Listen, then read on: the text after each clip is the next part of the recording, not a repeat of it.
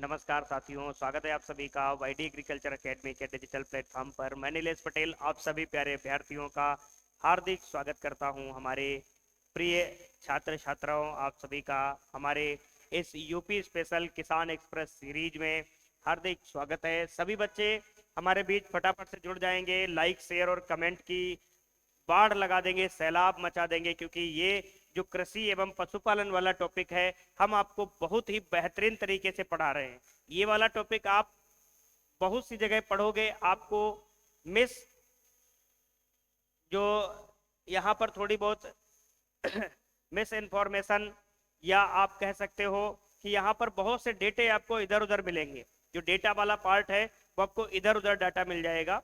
हम आपको बिल्कुल करंट डेटा पर बात करेंगे और जो एग्जाम ओरिएंटेड डेटा होगा उसी पर हम बात करेंगे। ये जो एग्रीकल्चर एंड एनिमल हस्बेंड्री वाला टॉपिक है, कृषि एवं पशुपालन वाला, ये उन बच्चों के लिए ज़्यादा इंपॉर्टेंट हो जाता है जो बेसिकली कृषि विज्ञान से नहीं पढ़े होते, क्योंकि जो कृषि विज्ञान का बच्चा है वो कहीं ना कहीं इस टॉपिक को टच किया हुआ रहता है, और जो एग्रीकल्चर का बच्चा नहीं है उनके लिए ये बहुत ज़्यादा इंपॉर्टेंट है। मैं बात करूं जैसे हमारे कम्युनिटी साइंस की वो गर्ल्स जो एजीटीए के लिए एलिजिबल हैं, हमारे एग्रीकल्चर से जो बीटेक बच्चे करते हैं वो एलिजिबल हैं, जो फॉरेस्ट्री है हॉर्टिकल्चर से बीएससी करते हैं वो भी बच्चे इसमें एलिजिबल हैं, या जो UPSI Uttar Pradesh police, RO Uttar Pradesh PCS, साथ ही साथ यूपी लेखपाल वीडियो वगैरह जैसे एग्जाम की तैयारी करता है, जूनियर असिस्टेंट के एग्जाम की तैयारी करता है, उन बच्चों के लिए ये बेहद इंपॉर्टेंट टॉपिक होने वाला है। तो हम बात करते हैं उत्तर प्रदेश स्पेशल की। तो पढ़ते तो हम बहुत तरीके से हैं उत्तर प्रदेश स्पेशल, परंतु वास्तविकता हम उत्तर प्रदेश को जानेंगे। हम एग्जाम तक उत्तर प्रदेश स्पेशल को इतना हलवा बना के रख देंगे कि चाहे परीक्षा में प्रश्न कहीं से भी आ जाए उत्तर हमको आना चाहिए। हम इस प्रकार से पोस्टमार्टम करेंगे अपने प्रदेश का, हम जानेंगे एक एक चीजों को विस्तार से जानेंगे, क्योंकि हमारे पास समय पर्याप्त है। ऐसा नहीं है कि हमारा कल ही एग्जाम लगा हुआ है और हम एकदम से पेट में भर ले सारी चीजें, ऐसा नहीं करना है। हमें को बहुत रिदम से चलना है, धीरे धीरे, क्योंकि हम आराम से जब चलेंगे तभी जाके हम समग्र बन पाएंगे, नहीं तो हम संक्षेप के रूप में प्रदर्शित होते रहेंगे। ऐसा नहीं अपने को करना है, हमें समग्र बनना है, मतलब विस्तार करना है अपने आप का। हम किसी भी विषय को पढ़ेंगे तो एक अंडरस्टैंडिंग डेवलप होगी, एक थीम बना लेंगे उस विषय पर कि हाँ हम इसमें बहुत अच्छा कर सकते हैं। तो कृषि एवं पशुपालन का जो आज पार्ट है, इसमें हमने आपको जो बताया था कि पार्ट 3 जो है इसका, उसमें हम कुछ बिंदुओं पर चर्चा करेंगे। जैसे उत्तर प्रदेश में कृषि के जो संस्थान हैं उन पर हम चर्चा करेंगे, उत्तर प्रदेश में कृषि विश्वविद्यालय हैं उन पर चर्चा करेंगे, जो कृषि से संबंधित जो भी इंस्टीट्यूट हैं उन पर हम बात करेंगे। एक बार लाइक शेयर और कमेंट के साथ सेशन को ज्यादा से ज्यादा शेयर करेंगे ताकि हर बच्चा हमारी इस क्लास से जुड़ सकेगा। एक बार आप लोग बढ़िया तरीके से क्लास को शेयर कर दीजिएगा।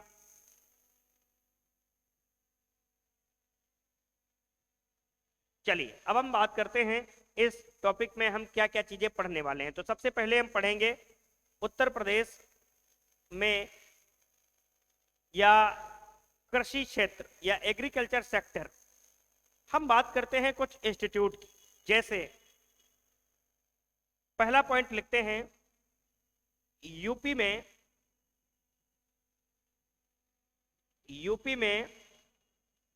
केवीके कृषि विज्ञान केंद्र।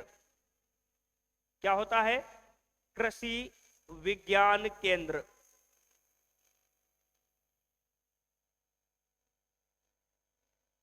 यूपी में केवीके की संख्या, यूपी में केवीके की संख्या की जब हम बात करते हैं तो सबसे ज्यादा पाई जाती है उत्तर प्रदेश में।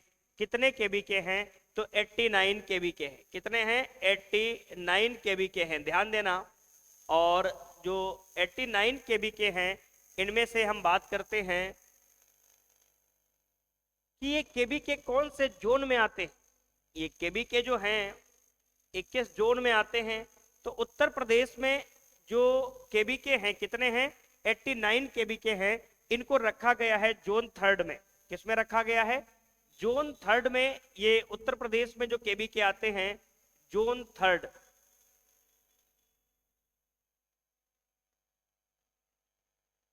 जो जोन 3 है इसका हेड ऑफिस कहाँ है?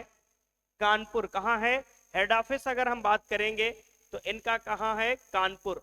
तो जोन 3 को कानपुर में अटारी जोन 3 बोलते हैं, क्योंकि 11 जोन में केवीके को बांटा गया है। केवीके कृषि विज्ञान केंद्र, जिसका पुराना नाम फार्म साइंस सेंटर था, जिसकी सबसे पहली स्थापना पांडिचेरी में तमिलनाडु एग्रीकल्चर यूनिवर्सिटी के सहयोग से मोहन सिंह मेहता की कमेटी के द्वारा ये स्थापित किया गया। केवीके, पहला केवीके पांडिचेरी में 1974 में। कब? 1974 में।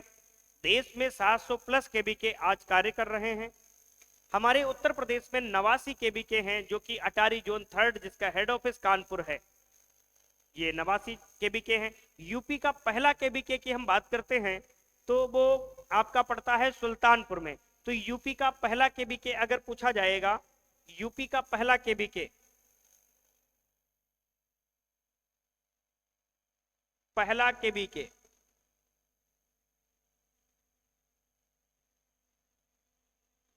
पहला केवीके आप सिर्फ बस इतना ध्यान रखो कहां बना था, सुल्तानपुर में बना था।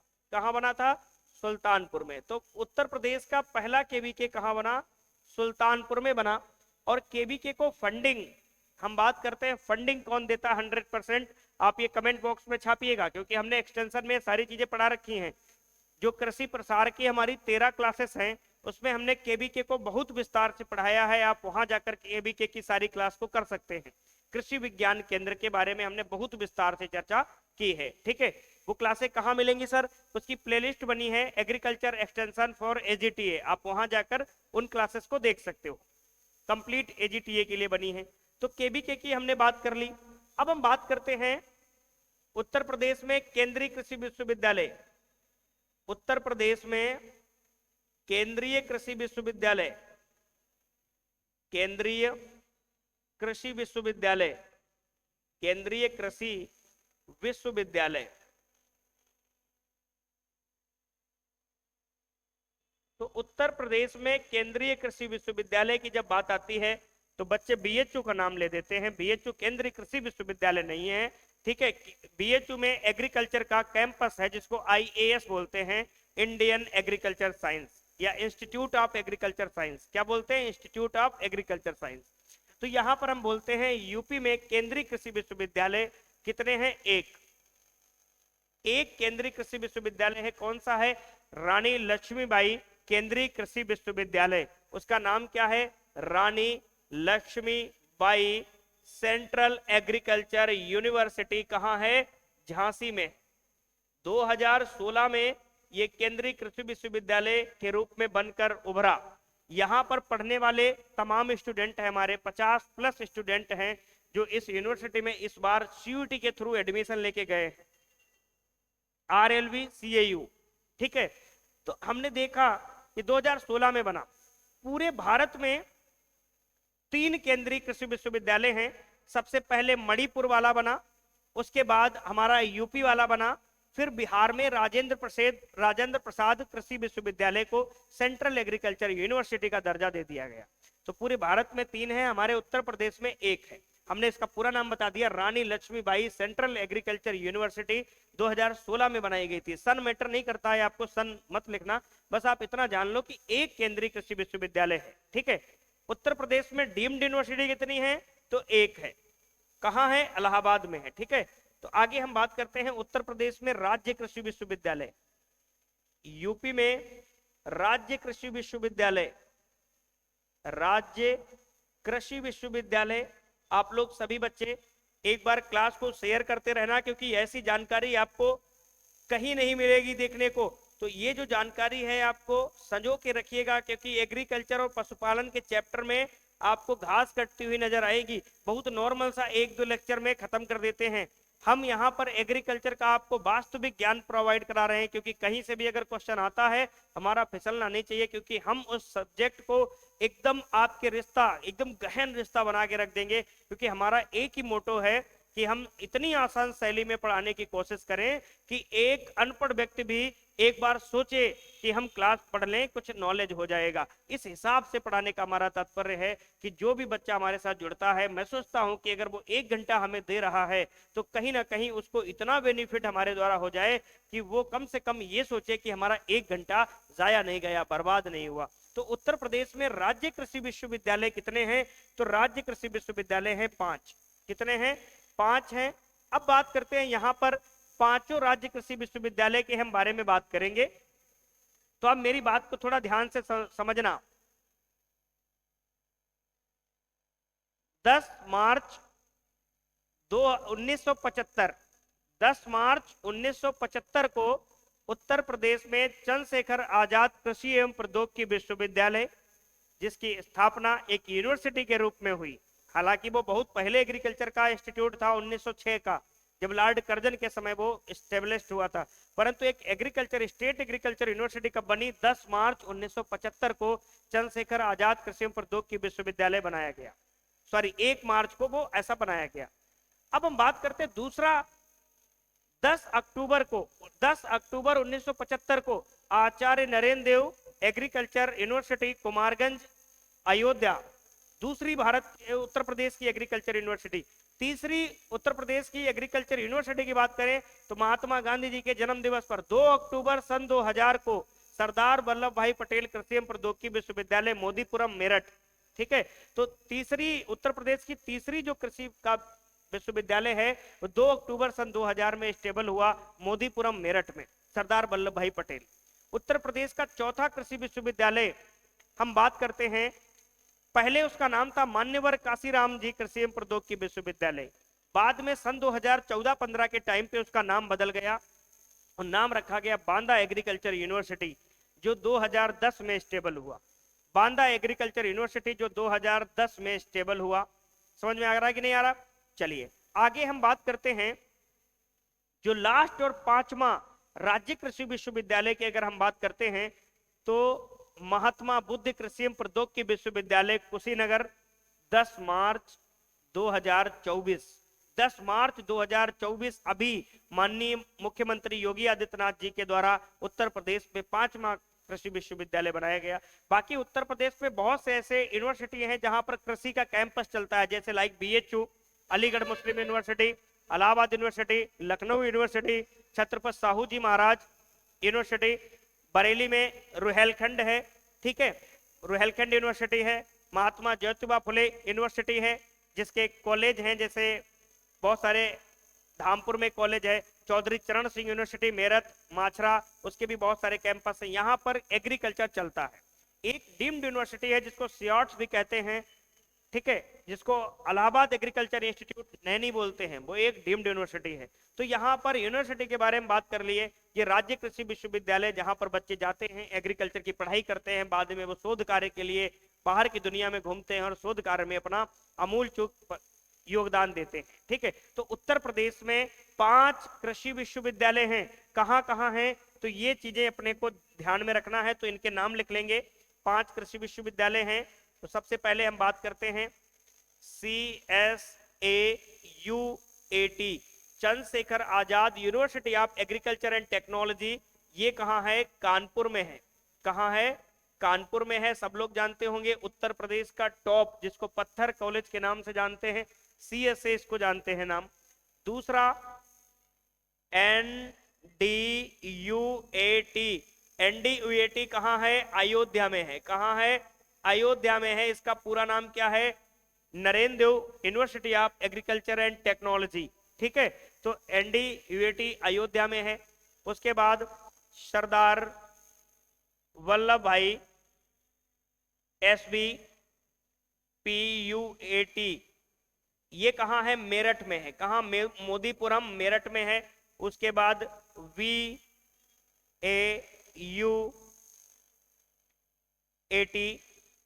Banda agriculture university, Banda university of agriculture and technology, Banda,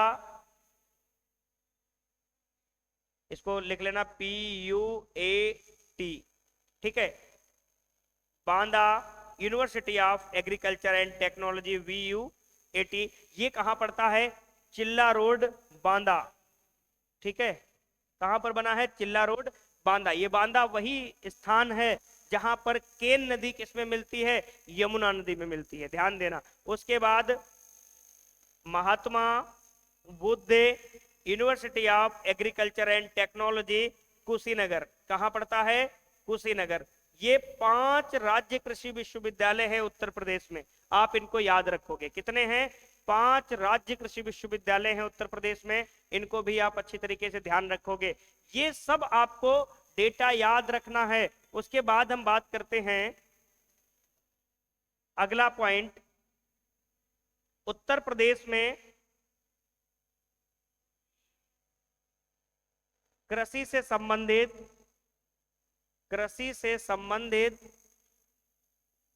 Uttar Pradesh में कृषि से संबंधित राष्ट्रीय ब्यूरो, तो उत्तर प्रदेश में कृषि से संबंधित अगर राष्ट्रीय ब्यूरो की हम बात करें तो कितने हैं? 2 राष्ट्रीय ब्यूरो हैं। कितने हैं? 2 राष्ट्रीय ब्यूरो हैं। नाम लिख लेते हैं दोनों के। तो पहले का नाम हम लिखते हैं national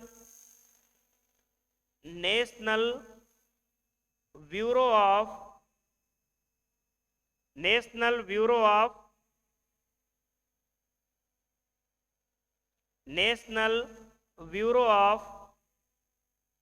fish genetic resources,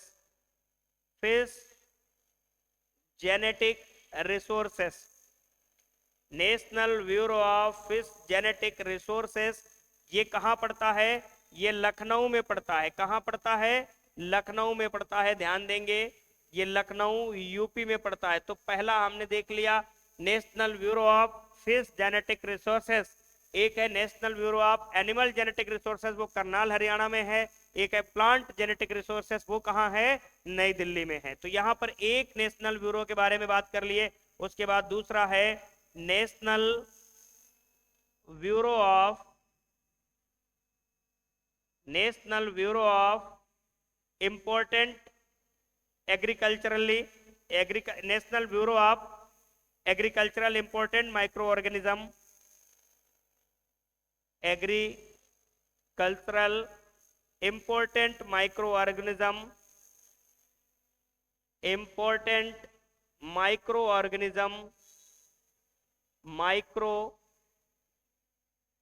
organism, ये आपको इस प्रकार से लिख दिया है, national bureau of agricultural important micro organism. आपको दिख रहा होगा, थोड़ा एक एक पास लिख गया है। National bureau of agricultural important micro organism, ये कहां पड़ता है? ये मऊ उत्तर प्रदेश में पड़ता है। कहां पड़ता है? मऊ उत्तर प्रदेश। तो ये 2 नेशनल ब्यूरो हैं जो कहां पड़ते हैं? हमारे उत्तर प्रदेश के अंतर्गत आते हैं। तो यूपी में कृषि से संबंधित राष्ट्रीय ब्यूरो कितने हैं? 2 राष्ट्रीय ब्यूरो हैं। एक फिश पर कार्य कर रहा है, एक एग्रीकल्चरल इंपोर्टेंट माइक्रो ऑर्गेनिज्म पर कार्य कर रहा है। तो 2 नेशनल ब्यूरो हैं, आप इनको नोट कर लीजिएगा। फिर हम बात करते हैं आगे अगले पॉइंट की ओर। फटाफट से आप इनको नोट करिएगा।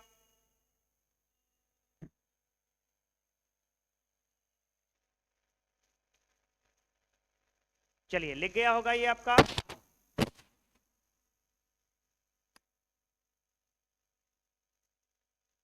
आप इसको नोट कर लीजिएगा एक बार।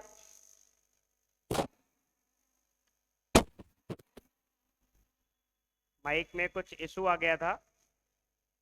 चलिए आगे हम बात करते हैं उत्तर प्रदेश में कृषि संस्थान, या उत्तर प्रदेश में कृषि संस्थान के बारे में हम चर्चा करते हैं। उत्तर प्रदेश के प्रमुख कृषि संस्थान, यूपी के प्रमुख कृषि संस्थान,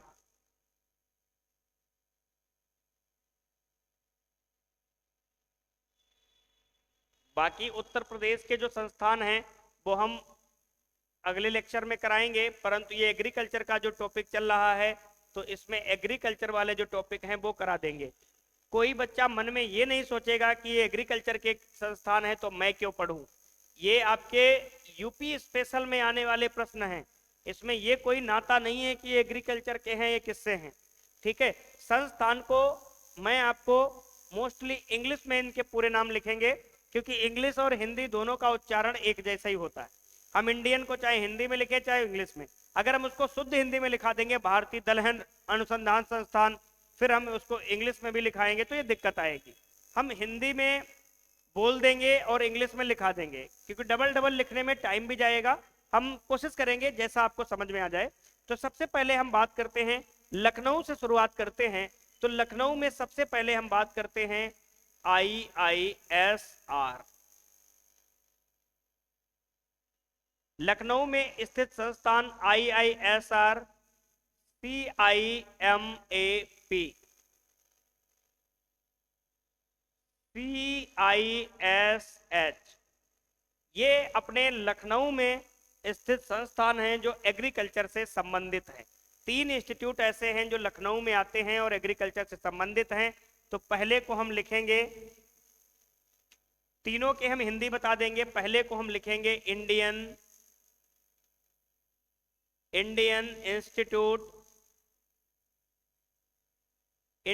institute of sugarcane research, Indian institute of sugarcane research. तो Indian institute of sugarcane research की हम बात करते हैं। भारतीय गन्ना अनुसंधान संस्थान, तो भारतीय गन्ना अनुसंधान संस्थान कहाँ है? लखनऊ में है। कहाँ है? लखनऊ में है, राजधानी है। लखनऊ के बारे में हम सारी चीजें आपको बता ही चुके हैं। दूसरा आता है सी मैप, एक आता है नी मैप। नी मैप है आनंद गुजरात में, सी मैप कहाँ है? हमारे लखनऊ में। क्या है? Central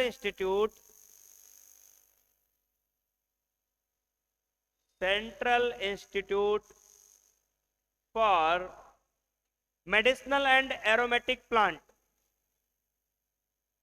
medicinal and aromatic plant, medicinal and aromatic plant, ये भी कहाँ है? लखनऊ में है। इसका हिंदी नाम क्या है? केंद्रीय औषधि एवं सुगंधित पादप संस्थान। केंद्रीय औषधि एवं सुगंधित पादप संस्थान कहाँ है? ये भी लखनऊ में है। CISH का मतलब क्या है? यहीं पर मैंगो से रिसर्च सेंटर भी है, तो इसका मतलब होता है सेंट्रल इंस्टीट्यूट फॉर सब ट्रॉपिकल हॉर्टिकल्चर, सब ट्रॉपिकल हॉर्टिकल्चर। तो ये भी कहाँ है? ये भी लखनऊ में है। कहाँ है? लखनऊ में है। ध्यान देना, सब ट्रॉपिकल हॉर्टिकल्चर भी कहाँ है? लखनऊ में है। इसका मतलब क्या होता है? केंद्रीय उपोष्ण उद्यान संस्थान, ये कहाँ है? लखनऊ में है। सेंट्रल इंस्टीट्यूट फॉर सब ट्रॉपिकल की बात आएगी तो लखनऊ में आएगा, टेम्परेट की बात आएगी श्रीनगर आया जाएगा, एरिड की बात आ जाएगी तो बीकानेर आ जाएगा। ये इस प्रकार से संस्थान आते हैं। तो लखनऊ वाले संस्थान को हमने निपटा दिया, लखनवी नवाब को हमने निपटा दिया। तो लखनऊ में जो कृषि के संस्थान हैं इस प्रकार से हैं। अब कानपुर के संस्थान को हम देख लेते हैं। तो कानपुर में एक तो आता है IIPR। क्या आता है? IIPR मतलब भारतीय दलहन अनुसंधान संस्थान, मतलब इंडियन इंस्टीट्यूट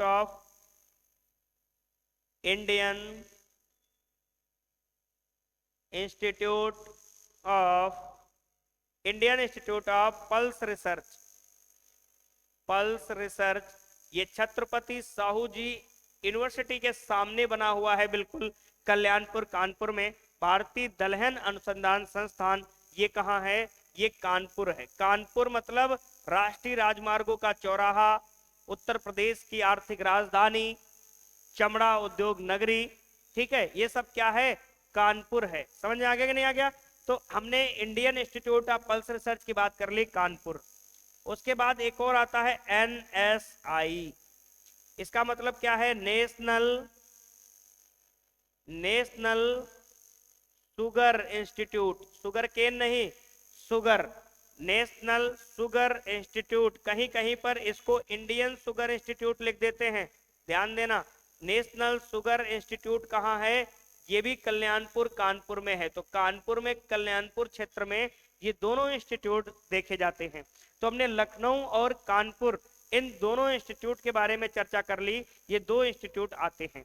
अब हम बात कर लेते हैं और भी क्षेत्र में चलते हैं। जैसे हम बात करते हैं झांसी की तरफ मूव करते हैं और झांसी के संस्थान लिखते हैं Indian institute of agro forestry. बहुत ज्यादा पूछा जाने वाला पेपर में क्वेश्चन कि भारतीय कृषि वानिकी संस्थान कहाँ है? तो इंडियन इंस्टीट्यूट ऑफ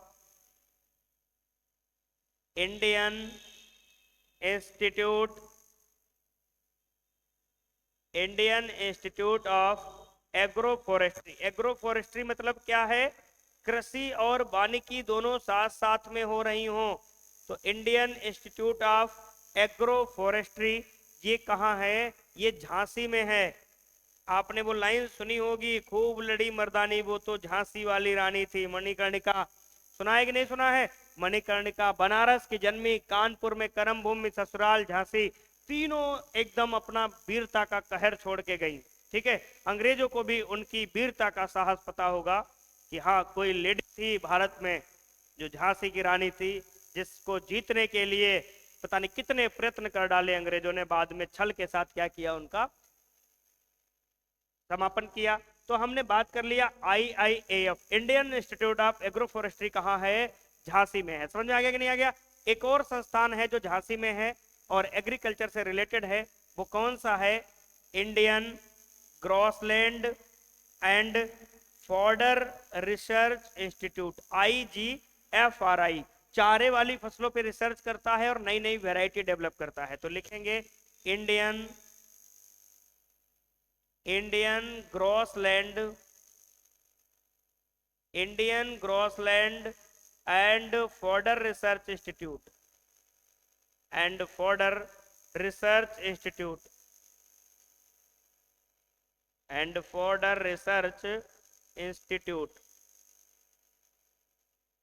ठीक है, ध्यान देना है। कहाँ है?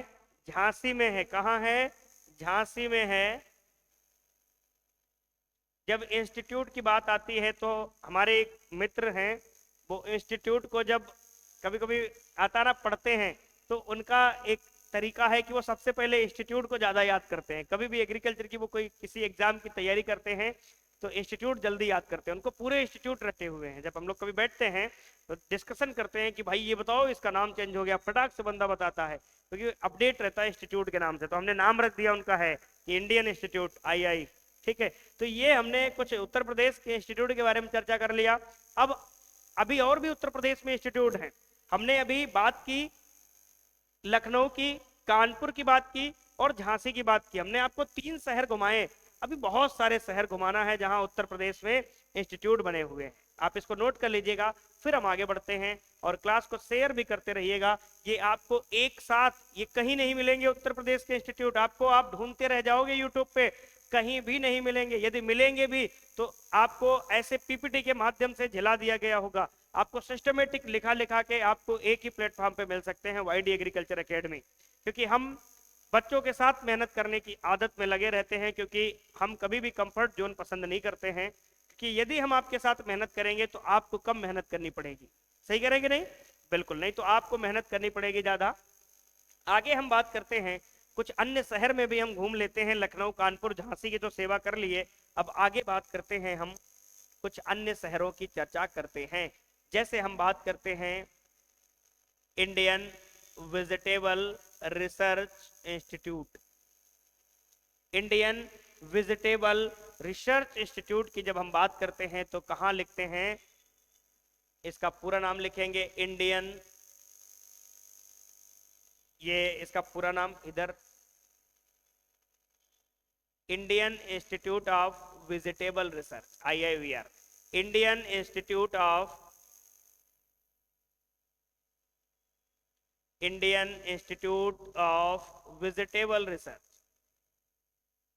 Vegetable research. ये बहुत पहले कानपुर में था, परंतु बाद में ये कहां स्थानांतरित कर दिया गया? ये बाद में स्थानांतरित कर दिया गया बनारस। सांस्कृतिक राजधानी उत्तर प्रदेश की, संगीतों की राजधानी। ठीक है, तो हमने देखा क्या, बनारस, जिसको भारत का क्वेटो के नाम से भी जानते हैं। तो हमने बात की IIVR, ये कहाँ है, ये है बनारस। खाए के पान बनारस वाला, बनारसी साड़ी, रेशम की साड़ी के लिए यहाँ का ODOP प्रोडक्ट है। कौन सा, रेशम की साड़ी। समझ में आ गया कि नहीं आ गया, तो बनारस आपको समझ आ गया। BHU भी कहाँ है, बनारस में है। कहाँ है, बनारस में है। आगे हम बात करते हैं, इसी से जुड़ा हुआ एक इंस्टीट्यूट है जिसका नाम है IVRI।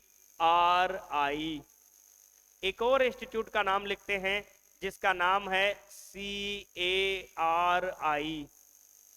ये दोनों इंस्टीट्यूट एक ही शहर में हैं और कहाँ हैं, झुमका गिरा रे बरेली की बाजार में। एक साधना एक्ट्रेस थी जिनका मूवी शूटिंग के दौरान कान में नहीं पहने जाता है आभूषण झुमका, वो गिर गया था, इसलिए झुमका नगरी के नाम से जाना जाता है, सूरमा नगरी के नाम से जाना जाता है। ठीक है, उत्तर प्रदेश में झुमका नगरी, सूरमा नगरी, दिया सलाई, ये सब चीज के लिए जाना जाता है। हम बात करते हैं IVRI,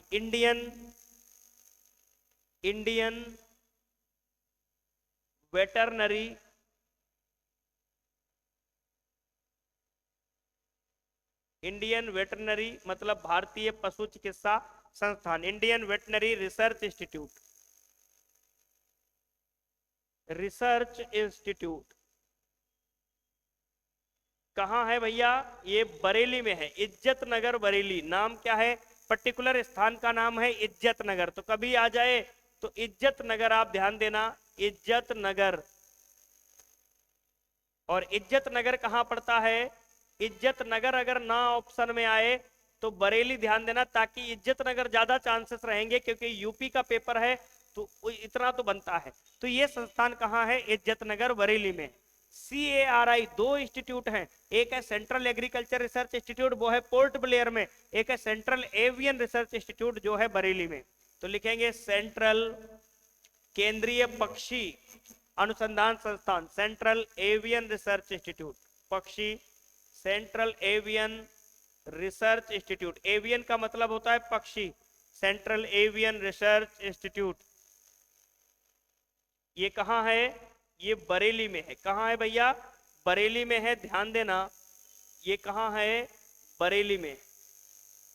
आप इसको फटाफट से नोट कर लीजिएगा, ये कहाँ है, बरेली में है। तो इतने संस्थान हम यहाँ पर चर्चा कर रहे हैं, सारी चीजों को देख पा रहे हैं, अच्छे से लिख पा रहे हैं।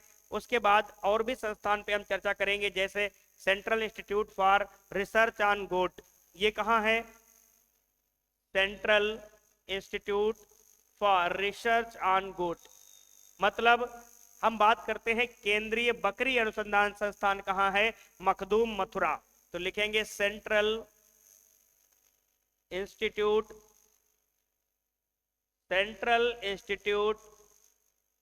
फॉर रिसर्च ऑन गोट,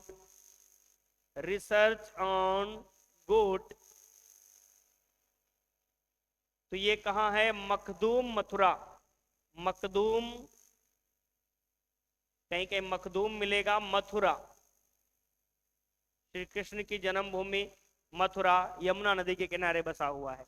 तो यहाँ पर मथुरा का हमने संस्थान देखा। पंडित दीनदयाल उपाध्याय वेटनरी इंस्टीट्यूट भी कहाँ है, मथुरा में ही है। कहाँ है, मथुरा में है। आगे हम कुछ और इंस्टीट्यूट के ऊपर चर्चा करते हैं, जैसे हम अगले इंस्टीट्यूट के बारे में बात करेंगे, Indian grain storage management and research institute. ठीक है, ये कहां पर, ये बहुत बार क्वेश्चन यहां से पूछा गया है, IGMRI। तो इसका पूरा नाम लिखेंगे, इंडियन ग्रेन स्टोरेज, अन्न भंडार, Indian grain storage management, Indian grain storage management and research institute,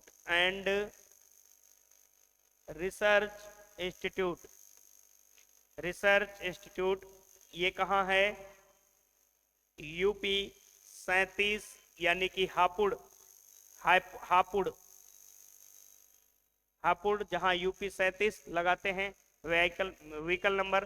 तो हमने देखा कि IGMRI Indian grain storage management and research institute, भारतीय अन्न भंडार प्रबंधन और अनुसंधान संस्थान कहाँ है? हापुड़ में स्थित है। कहाँ स्थित है? हापुड़ में स्थित है। आपने इसको नोट कर लिया। ये सारे इंस्टीट्यूट ऐसे हैं जो एग्रीकल्चर से रिलेटेड हैं।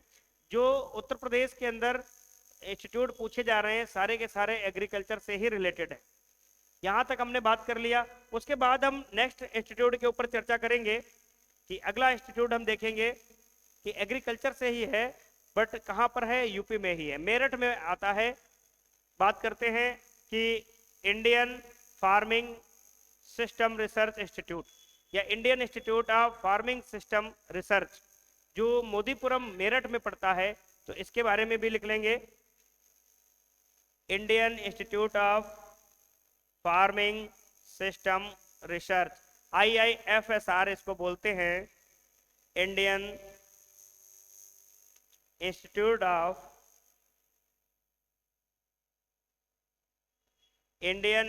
ऑफ फार्मिंग सिस्टम रिसर्च,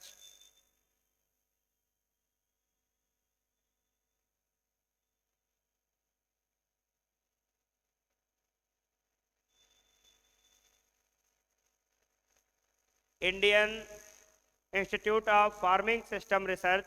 ये कहाँ है? ये मोदीपुरम स्थान है और मोदीपुरम मेरठ से लेकर के 12 किलोमीटर दूर पड़ता है।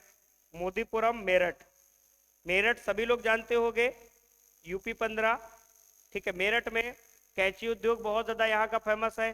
साथ ही साथ मेरठ में खेल के मैदान, खेल के सारे सामान बनाए जाते हैं। जो खेल का सामान है यहाँ का ODOP प्रोडक्ट माना जाता है, मतलब 1 डिस्ट्रिक्ट 1 प्रोडक्ट, हमने पढ़ा भी रखा है। तो ये हमारे कुछ लिस्ट है, उत्तर प्रदेश में कृषि के संस्थान हैं, आप इनको याद रखोगे। कभी भी कोई भी संस्थान आएगा, अब आप सोचोगे कि इनको इंग्लिश में कैसे याद करना, सारा हमने कुछ बता दिया। कभी भी संस्थान पूछा जाता है कि कहाँ है, तो एक तरफ हिंदी दिया होता है, एक तरफ इंग्लिश दिया होता है। तो संस्थान का कभी भी क्वेश्चन सही करना, तो मैं एक आपको एडवाइस देता हूं कि हिंदी वाला पोर्शन आप छोड़ देना, इंग्लिश की तरफ मूव कर जाना। इंग्लिश को देख के ही सही मानना, क्योंकि पेपर के ऊपर जो इंस्ट्रक्शन लिखा रहता है उसमें साफ साफ लिखा रहता है कि पेपर में किसी भी कोई भी त्रुटि अगर है तो वो इंग्लिश को आधार मान के सही माना जाएगा। हिंदी को अगर आप देख के सही करोगे तो कई क्वेश्चन गलत करके आओगे। एक बार की मैं बात बताता हूं, IBPS AFO में क्वेश्चन आया मेंस में कि सब्जी का अध्ययन किसमें किया जाता है। हम लोग रटते रहते हैं ओलरीकल्चर ओलरीकल्चर, तो एक तरफ उसने ओलरीकल्चर इंग्लिश में दिया और हिंदी में दे दिया उसी के सामने वनस्पति विज्ञान। अब बच्चे खोज रहे हैं कि ओलरीकल्चर तो दिख ही नहीं रहा कहीं, और जब इंग्लिश पोर्शन जो बच्चा देख रहा होगा वो समझ गया होगा कि सी वाले ऑप्शन में ओलरीकल्चर लिखा है और इधर हिंदी वाले में वनस्पति विज्ञान लिखा है। अभी बिहार PCS में जो एग्रीकल्चर का पेपर हुआ, 6 से 7 प्रश्न ऐसे थे जो हिंदी वाले बच्चे गलत करके आए। यदि हिंदी के पोर्शन में देखोगे तो बहुत सारी गलतियां होती हैं, क्योंकि ट्रांसलेशन होता है, वहां जो पेपर बनता है ना इंग्लिश का ट्रांसलेट होता है हिंदी। तो एक बार राजस्थान की मैं बात बता रहा हूं, अभी पिछली बार एक क्वेश्चन पूछा गया, उसमें बाजरे में ग्रीन ईयर डिजीज होता है, बाजरे में हरितवाल रोग होता है, और उसको इंग्लिश वालों ने क्या कर दिया, ग्रीन ईयर, ईयर का मतलब कान, मतलब हरे कान रोग लिख दिया। अब बच्चा कंफ्यूज हो गया कि हरे कान रोग ये सर किसमें होता है। जैसे गन्ने में रेड रॉट होता है तो लाल, उसको रेड रॉट को रेड रैट, लाल चूहा लिख देते, लाल चूहा रोग ऐसे करके लिख देते हैं हिंदी में, ठीक है। तो इन चीजों से बचिए और अच्छी तरीके से ध्यान दीजिए। आप इसको नोट कर लीजिएगा फटाफट से।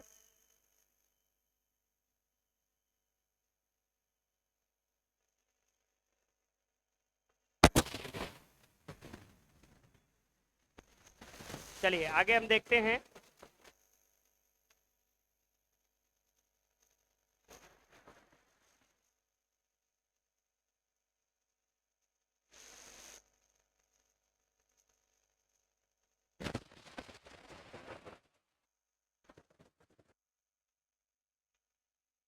चलिए आगे देखते हैं हम लोग। आज की क्लास में ये थोड़ा माइक भी नखरे काट रही है कि ये बोल रही है ना माइक कि क्यों हमको यूज कर रहे हो, आज आज हमारा मन नहीं है, ठीक है। कई बार 2-3 बार अचानक से आवाज कर देती है, ठीक है। आगे हम बात करते हैं। हमने आज की क्लास में क्या पढ़ा कि इंस्टीट्यूट के बारे में देखा कि उत्तर प्रदेश में कृषि से संबंधित कितने इंस्टीट्यूट कार्य कर रहे हैं, उनके बारे में हम लोगों ने चर्चा कर लिया।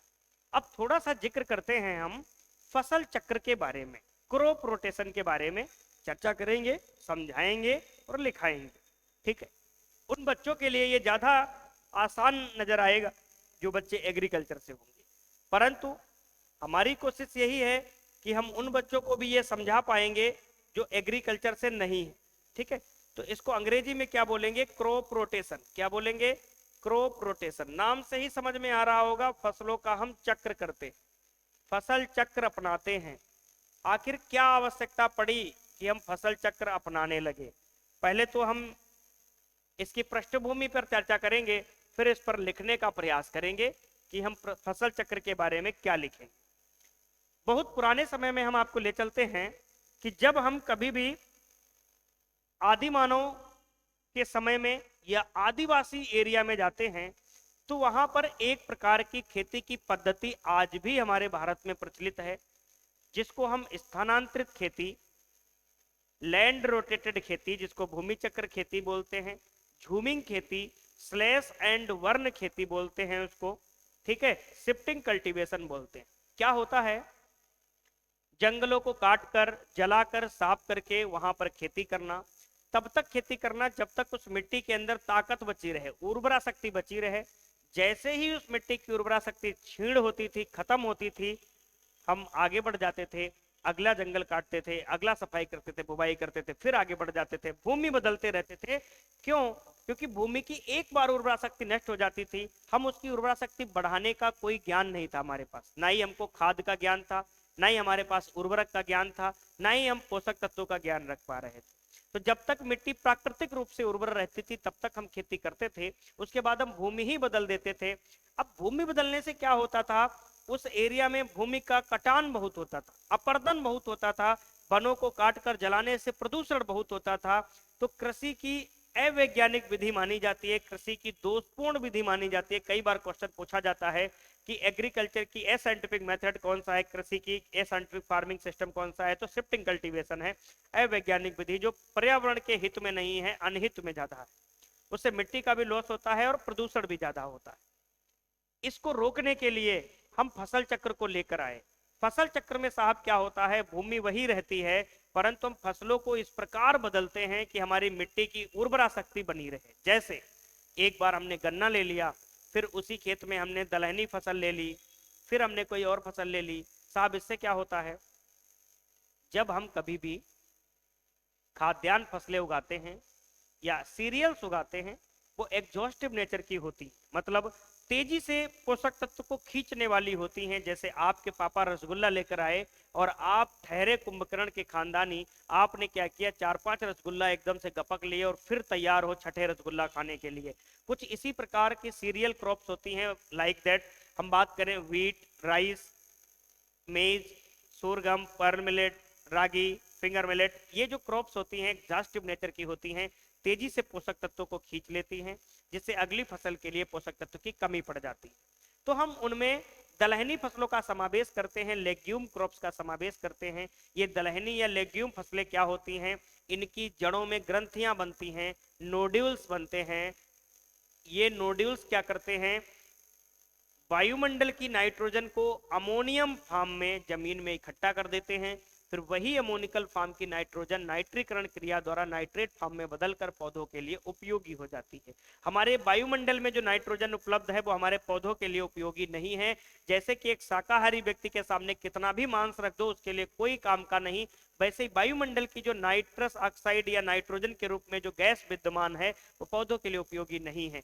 1 हेक्टेयर के ऊपर 80,000 टन नाइट्रोजन उपलब्ध है, परंतु वो व्यर्थ है, कोई काम की नहीं, क्योंकि हमारा पौधा किस रूप में नाइट्रोजन को ले रहा है, अमोनिकल फॉर्म में या तो फिर नाइट्रेट फॉर्म में। अमोनिकल फॉर्म में आगधा, आगधा मतलब आलू, गन्ना, धान, ये अमोनिकल फॉर्म में पौधे नाइट्रोजन को लेते हैं। तो फसल चक्र की हम बात किए, मिट्टी की उर्वरा शक्ति बढ़ाने के लिए साहब हम क्या किए, भूमि को तो वहीं रखा, एक ही जगह रखा, परंतु फसलों को हम बार बार बदल रहे हैं। इसको हम क्या कहते हैं, फसल चक्र कहते हैं। परिभाषा लिखेंगे, किसी निश्चित क्षेत्र पर, लिखिएगा, किसी निश्चित क्षेत्र पर, किसी निश्चित क्षेत्र पर, किसी निश्चित क्षेत्र पर फसलों को इस प्रकार किसी निश्चित क्षेत्र पर, फसलों को इस प्रकार, फसलों को इस प्रकार अदल बदल कर, फसलों को इस प्रकार अदल बदल कर, अदल बदल कर, फसलों को इस प्रकार अदल बदल कर बोते हैं, बोते हैं, जिससे, जिससे मृदा की उर्वरा शक्ति, जिससे मृदा की उर्वरा शक्ति, मृदा की उर्वरा शक्ति बनी रहे, जिससे मृदा की उर्वरा शक्ति बनी रहे, बनी रहे, फसल चक्र कहलाता है, फसल चक्र कहलाता है, फसल चक्र कहलाता है। समझ में आ गया कि नहीं आ गया? क्या कहलाता है? फसल चक्र कहलाता है। यहां तक हमने फसल चक्र के बारे में बात कर ली। ठीक है, क्या कर ली? फसल चक्र के बारे में बात कर ली कि किसी निश्चित क्षेत्र पर फसलों को इस प्रकार हेर फेर कर या बदल बदल कर हम बोते हैं ताकि हमारे मृदा की उर्वरा शक्ति बनी रहे, मृदा की उर्वरा शक्ति क्षीण ना हो। हम इसमें क्या करते हैं? इसमें कुछ प्रिंसिपल्स फॉलो करते हैं, सिद्धांत अपनाते हैं।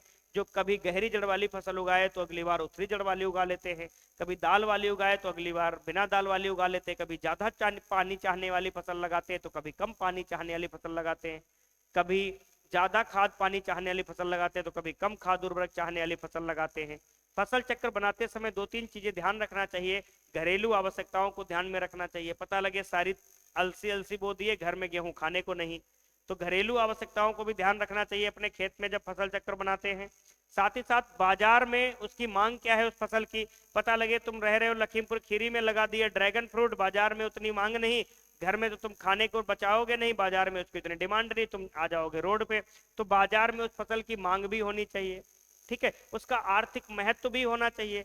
ऐसा नहीं कि आप दूब घास की खेती कर लो, बहुत ज्यादा आर्थिक महत्व भी ना आपका निकले, तो फसल का आर्थिक महत्व भी होना चाहिए फसल चक्र बनाते समय।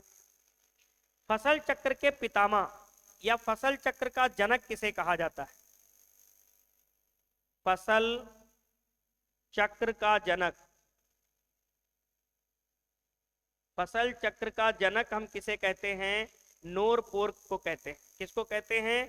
नोरपोर्क को कहते हैं। ये फसल चक्र के पितामह के रूप में उभर कर सामने आते हैं। फसल चक्र को सबसे पहले इन्होंने ही जन्म दिया। आ गई बात समझ में? अब हम बात करते हैं फसल चक्र की शुरुआत। फसल चक्र की शुरुआत किस ऋतु से होती है? कल अपने इसी के आगे पढ़ेंगे, आज ये अंतिम पॉइंट्स लिखा रहे हैं। फसल चक्र की शुरुआत, आज यहाँ थोड़ा गोला गोकर्ण नाथ में नेट स्लो चल रहा है, ठीक है, ध्यान देना। फसल चक्र की शुरुआत माना जाता है खरीफ ऋतु से। किससे माना जाता है? खरीफ ऋतु से। इसको कैसे याद रखोगे? खरीफ ऋतु से। इसको याद रखोगे, कर्ज लेके डूब गया, कर्ज लेके डूब गया, तो फसल चक्र कर्ज एक ट्रिक याद रखोगे, कै का मतलब है खरीफ, तो इसकी शुरुआत कहां से होगी? खरीफ से होगी। फिर कहां से? रबी की फसल लगाएंगे, फिर जायद की फसल लगाएंगे। तो फसल चक्र की शुरुआत किस ऋतु से होती है? खरीफ से होती है। खरीफ, रबी, जायद, ये इसका क्रम होता है। ये हमने आपको बढ़िया तरीके से बता दिया। अब हम बताएंगे कल कि यूपी में कौन कौन से फसल चक्र अपनाए जा रहे हैं और रबी, खरीफ, जायद में कौन कौन सी फसलें आती हैं, इनमें क्या उत्तर प्रदेश का योगदान है। ये सब जानकारी हम अपने कल की क्लास में हासिल करेंगे। ठीक है, आज के लिए इतना ही। हम एक विशेष सूचना बताने जा रहे हैं। जो AGTA वाले हमारे बच्चे हैं, कृषि प्राविधिक सहायक वाले बच्चे हैं, जो 16 मार्च की डेट से डरे हुए हैं, आप बिल्कुल उस डेट से मत डरिएगा, क्योंकि वो एक एग्जाम के लिए एक सेलेक्ट डेट है। बाकी ये नहीं है कि उस एग्जाम में आपका पेपर होना है। कई लोग उसको बढ़ा चढ़ा के घुमा फिरा के दिखा दिए वीडियो में, क्योंकि उनका कोई अपना स्वार्थ होगा, इस वजह से ऐसा कुछ कर दिए। बाकी उस पर आप भ्रमित मत होइएगा। आप आराम से अपनी तैयारी करिएगा, बढ़िया तरीके से मन को शांत रख के आप अपने सिलेबस पर फोकस करिएगा। इधर उधर बहने की भावनाओं में जरूरत नहीं है, क्योंकि ये जरूरत है आपको कुछ नया करने की। ठीक है, तो आज के लिए इतना ही। सभी लोग क्लास को धमाकेदार से शेयर करते रहना, ये स्नेह और प्यार बनाए रहना। हमारे तरफ से मेहनत में 1% की कमी नहीं आएगी, ये हमारा दावा है, ना कम ना ज्यादा, यही हमारा है इरादा। ठीक है, ध्यान रखना इसको।